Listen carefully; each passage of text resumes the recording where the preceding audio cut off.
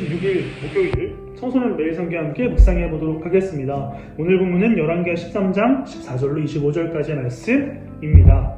오늘 본문은 엘리사의 죽음을 이야기합니다.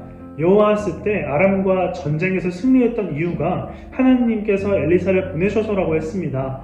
여호아스의 아들 요아스 때에도 아람과의 전쟁은 계속되고 있었던 것 같습니다. 이런 상황에서 엘리사의 건강이 좋지 못했던 것 같습니다.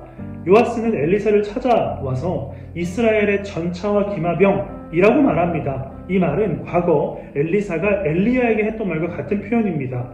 엘리사가 어떤 존재인지를 분명하게 이야기하고 있는 것이죠. 엘리사는 요아스에게 활과 화살을 가져오라고 합니다. 활 시위를 당기라고 하는데 그러고는 요아스의 손에 자신의 손을 포개어 동쪽 창문을 열고 활을 쏘라고 합니다. 그리고 엘리사는 요아스에게 아람과의 전쟁에서 승리할 것이라는 선포를 하죠. 이어서 엘리사는 요아스에게 활을 땅에 내리치라고 이야기하는데 요아스는 한 3번 정도 칩니다. 이때 엘리사는 활을 내면서 땅에 활을 내리친 만큼 승리할 것인데 왜 3번밖에 치지 않았냐라고 합니다. 언제까지 치라고 말한 적이 없었기 때문에 사실은 요아스는 계속 쳤어야만 했던 것이죠.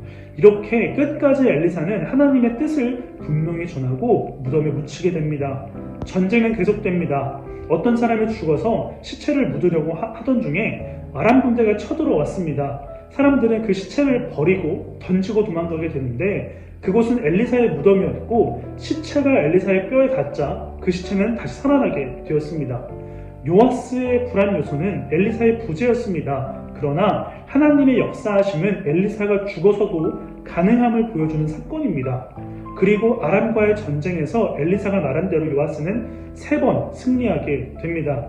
어제 우리가 살펴봤던 것처럼 북이스라엘에는 전쟁을 치를 만한 규모의 군대가 있지 않았습니다. 그러나 하나님은 자신이 했던 약속을 지키시기 위해 돕고 계셨다는 것이죠.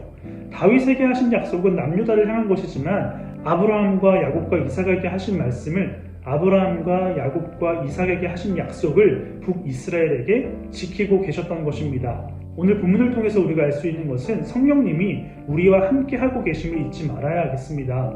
하나님은 언제나 우리와 함께 계시며 도우시는 분입니다. 우리는 하나님의 도우심을 간절히 구할 수 있어야겠습니다. 여러분, 위대한 선지자 엘리사는 죽었습니다. 그렇다면 하나님의 일하심은 눈에 보이지 않는 걸까요?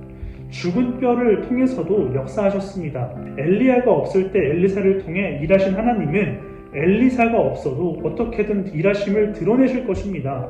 하나님은 우리가 기억하지도 못하는 믿음의 선배들과 하신 약속을 신실하게 지키시느라 우리를 돕고 계십니다. 하나님의 존재와 일하심은 우리 눈에 보이지 않지만 성령님이 모든 일에 대한 증인이십니다. 눈에 보이는 것이 평안의 근거가 아니라 눈에 보이지 않지만 우리와 함께 하시는 성령 하나님이 평안의 근거가 되어야겠습니다. 오늘 하루 지금도 우리와 함께 하시는 하나님께 도우심을 구하고 그 하나님이 우리와 함께 계심을 느끼게 해달라고 간절히 기도해 볼 수 있는 청소년부가 되기를 간절히 소망합니다.